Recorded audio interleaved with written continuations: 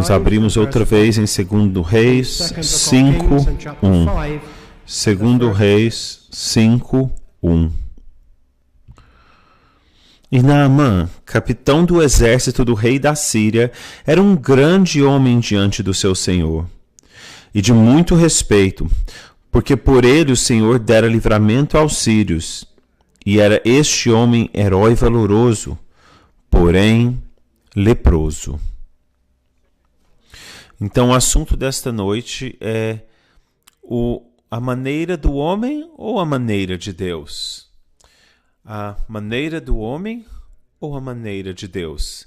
E nós aqui continuamos aqui numa série na vida de Eliseu, e é uma série que temos feito nos cultos de quarta-feira, quando eu tenho o privilégio de estar no púlpito, e nós nos achegamos a este evento em particular em relação ao leproso Naamã, e tem uma grande aplicação evangelística. E agora então eu falarei deste capítulo nesta noite num contexto evangelístico. Este relato é um relato muito poderoso no qual o Senhor fica provado que Deus, o Senhor Deus, é o único e verdadeiro Deus. A divindade síria, que era representada pelo nome Remon, com certeza era sem poder algum para curar Naamã. Era um falso Deus, um ídolo. Nós sabemos que ao final do capítulo, quando Naamã fala de ir ao templo, ele pede então conselho a Eliseu acerca de quando ele teria que entrar no culto do falso Deus com o rei. Este Deus era um Deus falso que não tinha autoridade para dar cura a Naamã. E é assim hoje com todos os deuses falsos. Eles não têm poder, só há um único Deus, o eterno Deus, Deus Pai, Deus Filho e Deus Espírito Santo. Naamã, então, ele precisou ir ao Deus de Israel, que é o Deus verdadeiro, o Deus vivo, o Deus que pode verdadeiramente salvar. Então, em segundo lugar, este relato também nos mostra que Deus não é apenas o Deus de Israel. Ele é o Deus de toda a terra. Os israelitas pensavam que ele era só o Deus de Israel, que ele só iria abençoar os israelitas como nação. Mas nós vemos neste relato que, de fato, Deus tem propósitos bem mais amplos do que Israel como nação. Ele é o Deus de toda a terra. E também nós vemos a soberania de Deus, que ele estava em controle. Os sírios, nessa época, eram, de fato, o instrumento de Deus para juízo contra os israelitas. Os israelitas haviam entrado em idolatria.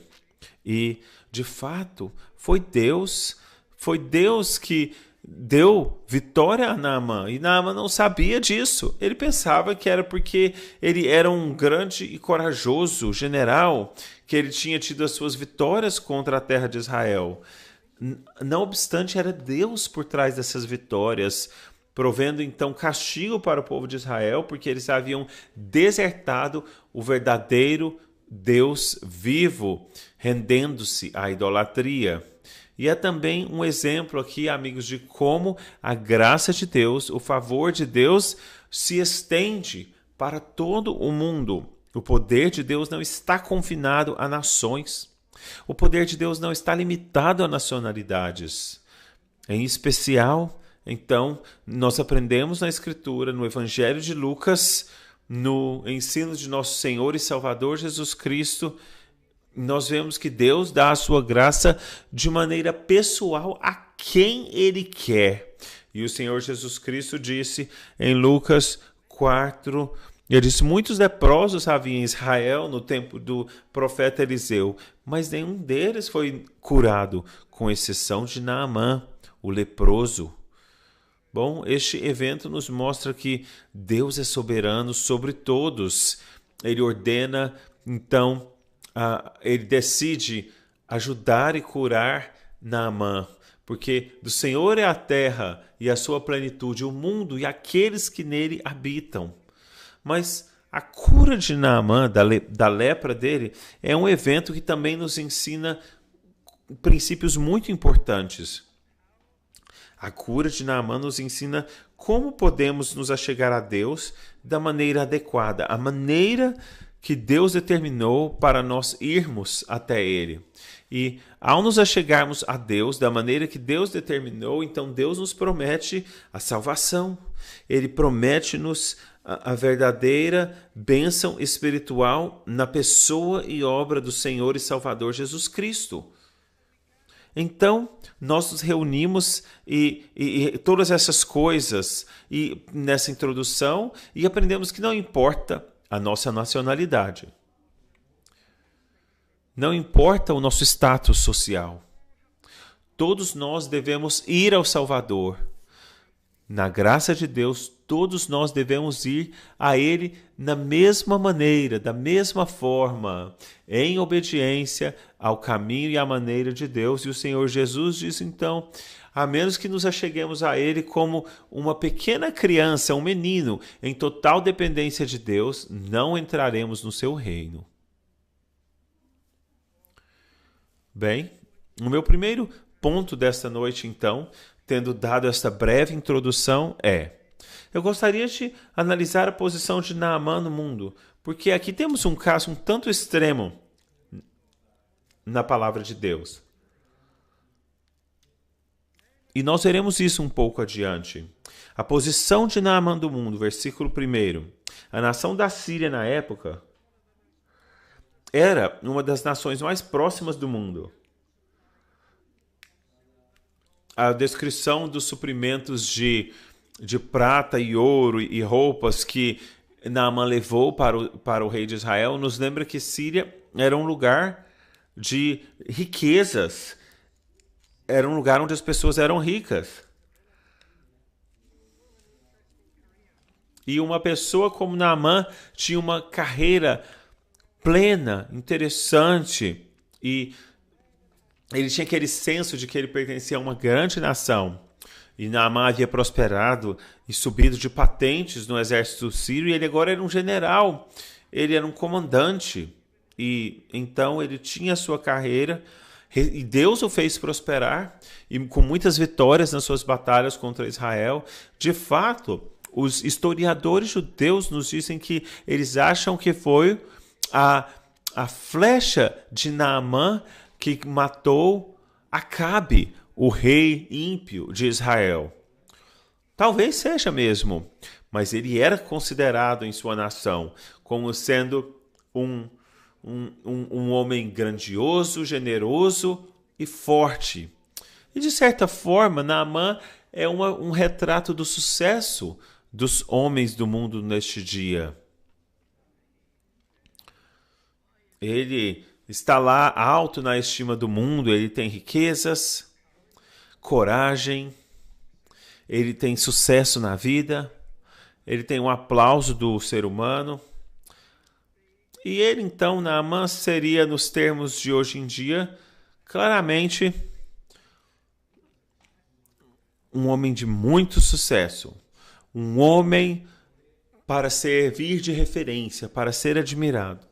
Mas o nosso segundo ponto é o seguinte: nós não apenas vemos a posição de Naamã no mundo, mas nós também vemos o problema de Naamã no mundo. Mas ele era leproso. Essa palavra aqui diz porém leproso. Porém é como uma nuvem negra na sua vida. E essa palavra fala de incerteza, como que dizendo,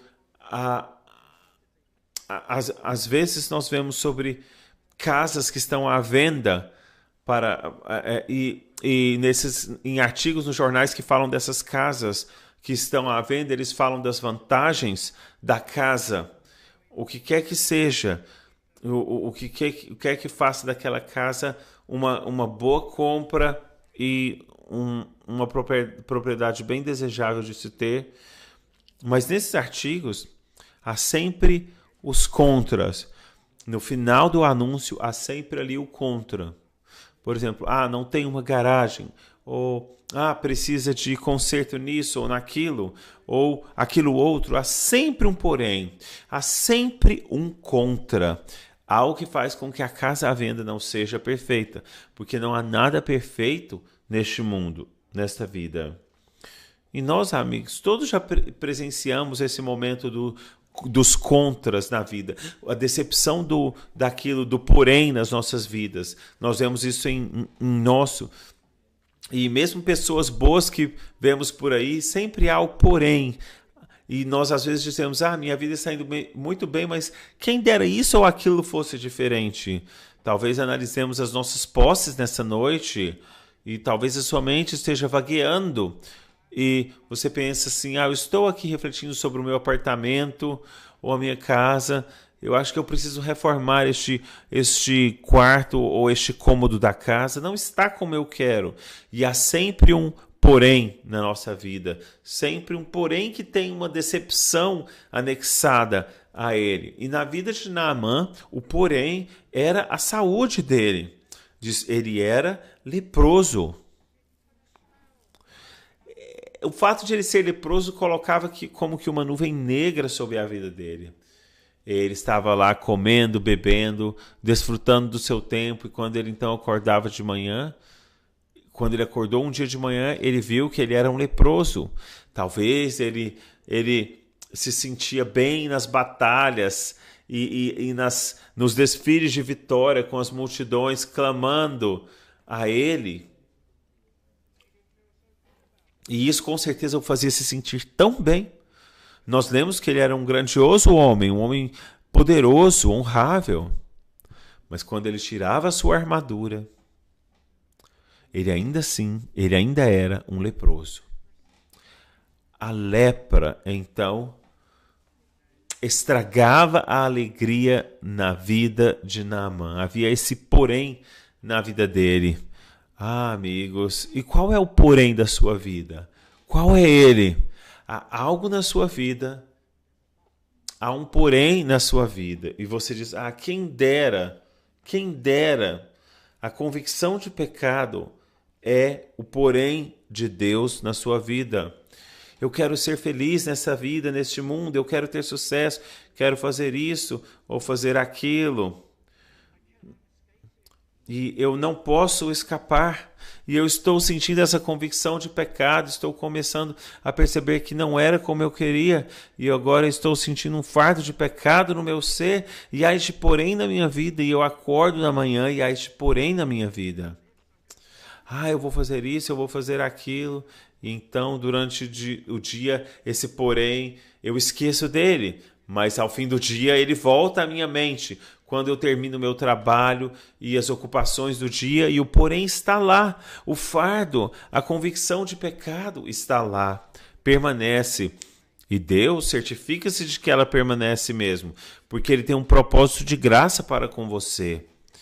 E este sentimento de culpa que nós talvez tenhamos diante de Deus não irá embora, por mais que tentemos.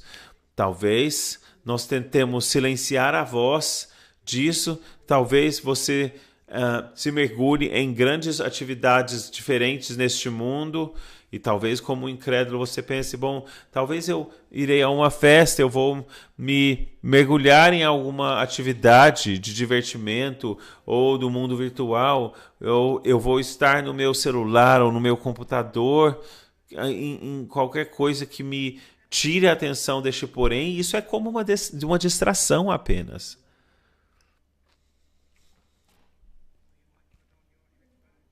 Ou talvez você coloque os fones de ouvido, talvez com uma música, para abafar esse sentimento. Mas quando acaba a distração, o seu pecado está lá, a sua culpa permanece, ela te cerca e te segue em todo lugar. É como a lepra de Naamã. E agora vemos, se essa convicção do pecado na sua vida foi dada pelo Espírito Santo de Deus e Ele está regenerando a sua vida, Ele está te dando vida verdadeira e preocupação à sua alma. Isso é Deus agindo, mas na sua vida é uma mensagem inescapável de Deus, em que Deus está intervindo na sua vida, amigo. Porém, inescapável. Mas então eu também gostaria de analisar a mensagem de esperança que é dada por aquela crente jovem no versículo 3. E disse esta à sua senhora. Isso era a menina que havia sido levada cativa. Antes o meu senhor estivesse diante do profeta que está em Samaria, ele o restauraria da sua lepra. Pense, cativo na terra da Síria, longe de sua família, de sua terra, estava essa garota judia que cria no Senhor Deus. E ela não apenas cria nele de maneira geral, mas cria no poder de Deus operando por meio do profeta Eliseu. Ela era uma garotinha jovem, ela tinha grande fé e ela estava preparada a proclamar o Senhor dela, até mesmo na terra de idolatria. Uma jovem garota que tinha preocupação com o seu mestre. Mas lembrem-se, aquela mulher era como se fosse um colírio aos olhos daquela família. Na família de Naamã.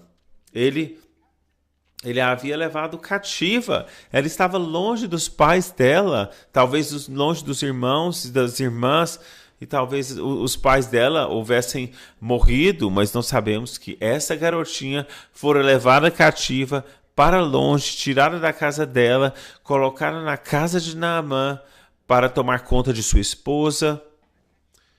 E ainda assim, essa garotinha, essa jovem, tinha uma preocupação para com o mestre dela. Não parece que havia nenhuma amargura ou raiva do Senhor dela. Ela não disse, que bom, isso é o juízo de Deus para ele, porque agora ele tem lepra. Não, esse é o testemunho de uma crente. E lembrem-se, amigos, quando uma pessoa jovem se converte, ela se torna então uma bênção. O pastor estava falando isso no outro domingo de manhã. Como que nós podemos então fazer diferença como jovens que somos?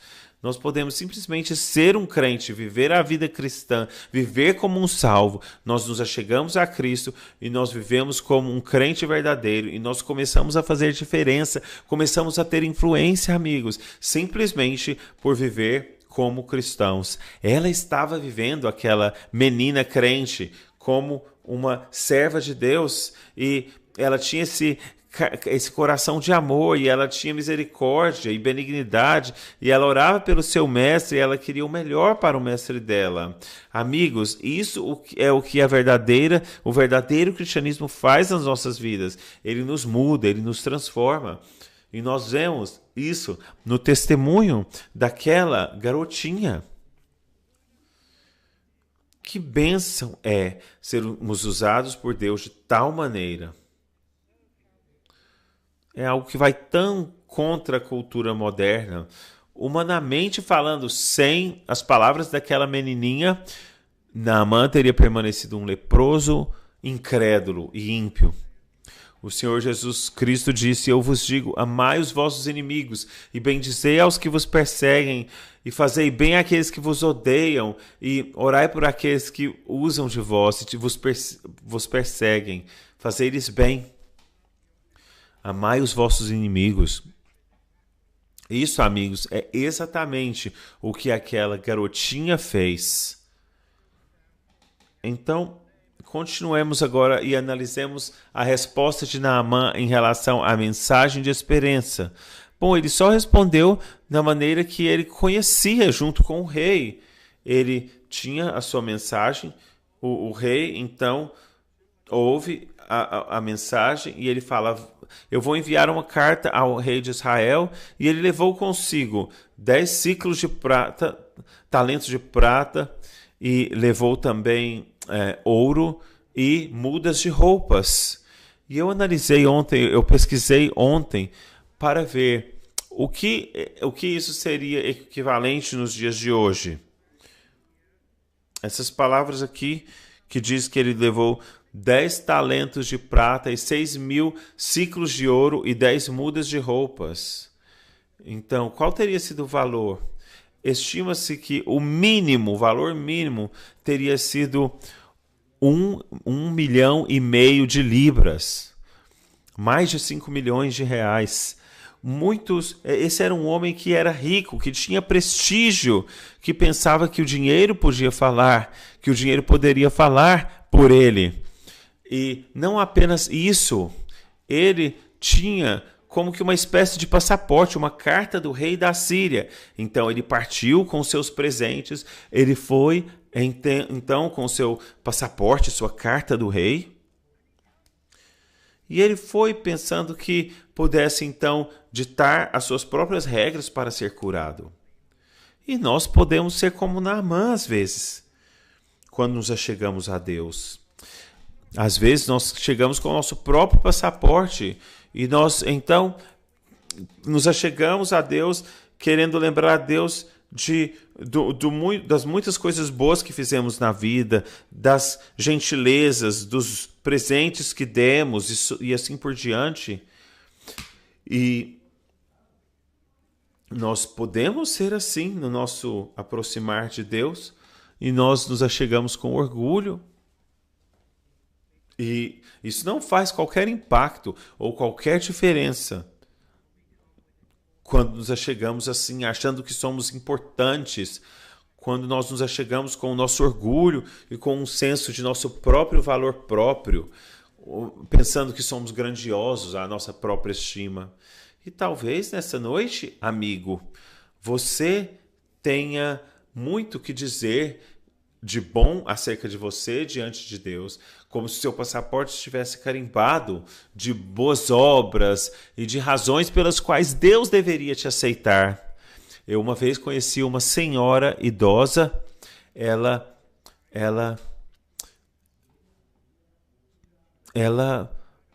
já era bem idosa quando eu a vi, e nós começamos a evangelizar na rua ali onde eu morava e falamos com essa senhora idosa e ela parece que não entendia de forma alguma as maravilhas da graça.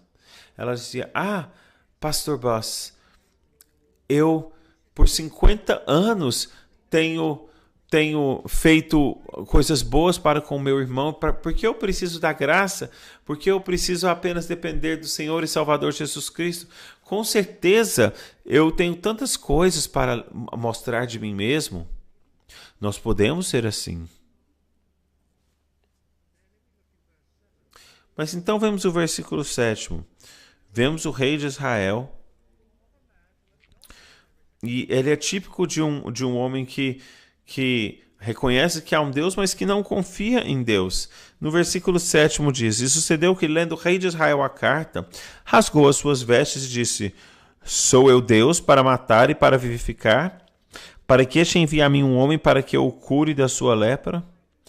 Pelo que deveras notai, peço-vos, e vede que busca ocasião contra mim. O rei disse: Por acaso eu sou Deus? Ele provavelmente cria em Deus, mas ele não confiava em Deus. E ele não cria em Deus. E é isso que acontece quando de fato não confiamos em Deus. Nós sabemos que existe um Deus, mas não pomos a nossa confiança nele. E nesses casos tudo centra ao nosso redor, tudo gira ao nosso redor. Assim como aquele rei de Israel que não tinha fé, ele não tinha intenção de confiar em Deus, e ele pensava então imediatamente que havia uma ocasião para haver uma briga entre o rei da Síria e o rei de Israel. E este é o homem do mundo. Mas agora nós veremos o que acontece quando um homem de Deus, Eliseu, ouve acerca deste evento. Veja o versículo 8. Sucedeu, porém, que, ouvindo Eliseu, o homem de Deus, que o rei de Israel rasgara as suas vestes, mandou dizer ao rei: Por que rasgaste as tuas vestes? Deixa ouvir a mim, e saberá que há profeta em Israel. Então Naamã foi com os seus cavalos, com a sua carruagem, e ele ficou em pé ali à porta da casa de Eliseu. Eliseu, um homem de Deus, que estava preocupado com a honra de Deus, e ele confiava em Deus, não importando a situação. E amigos, Eliseu é um exemplo de um verdadeiro ministro de Deus. Se você for a um pastor, a um ministro de Deus por ajuda, se for um verdadeiro, como a um verdadeiro pastor e não aos falsos pastores por aí, este ministro de Deus crerá no Senhor Jesus Cristo e crerá que Deus pode intervir na sua situação e ele vai te dar conselho usando a palavra de Deus. Ele então foi. E assim aconteceu.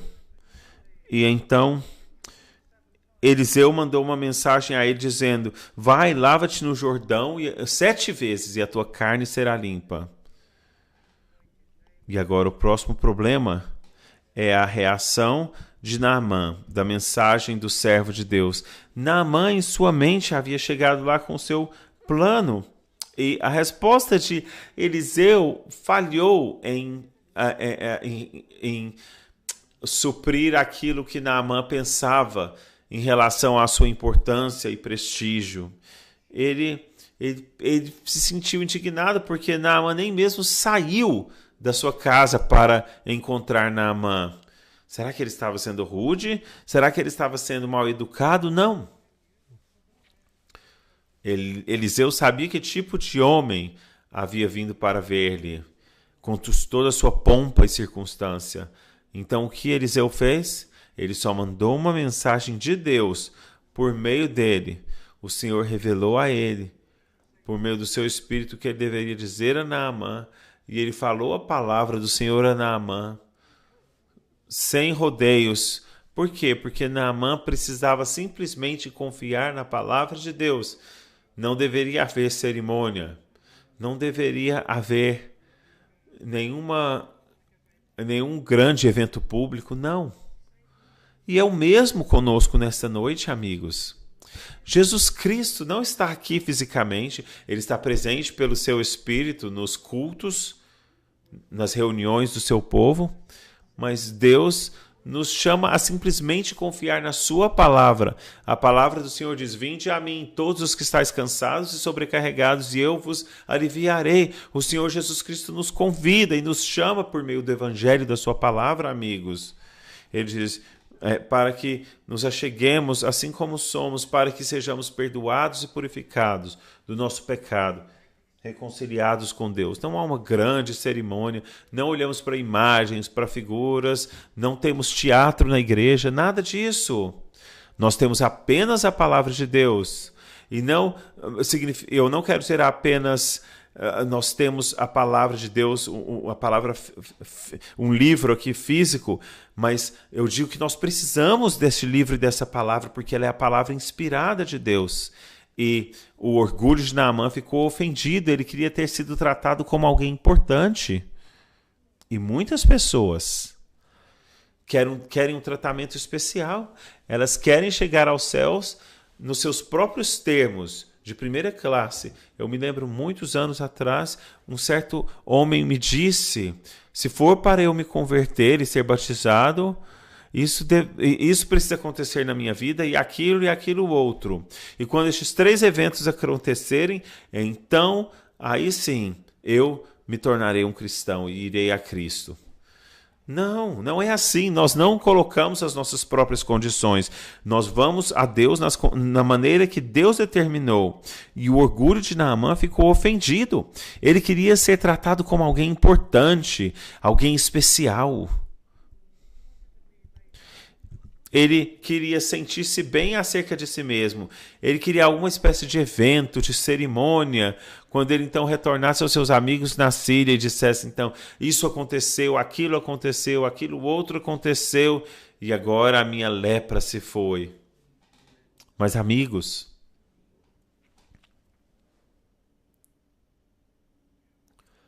nós precisamos nos achegar assim como somos. Nada trago em minhas mãos, só me agarro à tua cruz. Este é o Evangelho. Lídia, nós lemos em Atos dos Apóstolos, era uma mulher muito rica. Ela vendia um material mais caro da época. Ela foi salva pela graça de Deus, achegando-se à cruz, indo ao Senhor Jesus Cristo, sob a pregação de Paulo. Então nós lemos também que depois o carcereiro foi convertido. Aquele carcereiro rude que havia colocado Paulo no calabouço. E então, na grande intervenção de Deus, ele foi salvo e ele confiou no Senhor Jesus Cristo. E aquela cidade de Filipos, provavelmente a mulher mais rica lá e um dos homens mais rudes da cidade. Todos eles precisaram ir a Deus na maneira de Deus, precisaram ir e se humilhar diante do Deus vivo, indo em arrependimento do seu pecado, olhando para o Senhor Jesus Cristo para a salvação, amigos. Naamã precisava ir e fazer as coisas à maneira de Deus. Ele ficou ofendido com a simplicidade de tudo. Ele saiu irado. E havia então aquele ponto de crise na vida de Naamã. Tudo aquilo em que ele confiava até aquele ponto, tudo aquilo que a sociedade lhe havia ensinado, e a educação era confiar no seu ego, confiar em si mesmo, promover-se a si mesmo, sendo ele tudo. E este é o mundo em que nós vivemos hoje. Amigos, Naamã, então, ele se apoiava no seu ego, na sua posição, na sua honra, credibilidade, riqueza, no seu valor próprio. E isso não significava nada em termos da cura. Absolutamente nada. Ele de repente se viu ali incapaz. Ele nunca se sentiu assim antes. Ele se sentiu vulnerável. O que ele precisava fazer? Ele precisava arrepender-se do seu pecado. Ele precisava então fazer uma curva, uma mudança da maneira de pensar. E ele disse, eu pensei que ele viria a mim, estaria diante de mim, clamando o nome do Senhor seu Deus, colocando as suas mãos no lugar da lepra, e assim eu me curaria. E ele falou, será que não? Há rios melhores na Síria, melhores e mais limpos que o Jordão. É como se ele dissesse, será que eu não poderia ter uma cerimônia em um grande rio, muito maior, onde todos assistirão e eu poderei então ser notado ali? Mas ele tinha servos sábios que chegaram perto dele com respeito e disseram, meu pai, se o profeta tivesse pedido que você fizesse algo difícil, você não faria? Então, quanto mais, ele te disse apenas, lava-te no rio e ser limpo. E ele foi, e ele mergulhou no rio 7 vezes, de acordo com as instruções do homem de Deus, e ele foi da maneira de Deus e da palavra de Deus, e ele foi curado. E a sua carne, então, ficou como a carne de uma criança, uma pele limpa. Para concluir, então, nesta noite, amigos, nós nos chegamos à maneira de Deus. Façamos a aplicação espiritual aqui. Naamã no final deu ouvido. Versículo 13. Então, ele ouviu aos seus servos. E dar ouvidos é algo tão importante. Nós somos tão ocupados dia a dia, tão distraídos, mas Deus nos chama a um culto de adoração como esse, e nós temos esta hora. E ele diz, então, escute, isso é muito importante, escute o Evangelho, escute que há um caminho para Deus, para a sua purificação e para se purificar de todo o seu pecado. Ele se humilhou, ele foi. O grande homem se foi. E amigos, é assim que nos achegamos a Deus. Não há lugar para o orgulho e para a autoimportância. Nós nos achegamos tal qual somos, como pecadores. E se não formos como pecadores, nós nunca teremos o perdão. Nós nos achegamos tal qual somos, tal qual eu sou, sem qualquer argumento. O único argumento é o que o teu sangue foi derramado por mim. E porque tu me mandas ir a ti, ao Cordeiro de Deus, eu vou a ti. Ele se arrependeu do seu orgulho, da sua arrogância, ele confiou na promessa de Deus e ele foi purificado. E a ilustração espiritual é aqui. Se confessarmos os nossos pecados, ele é fiel e justo para nos perdoar os pecados e nos purificar de toda a injustiça.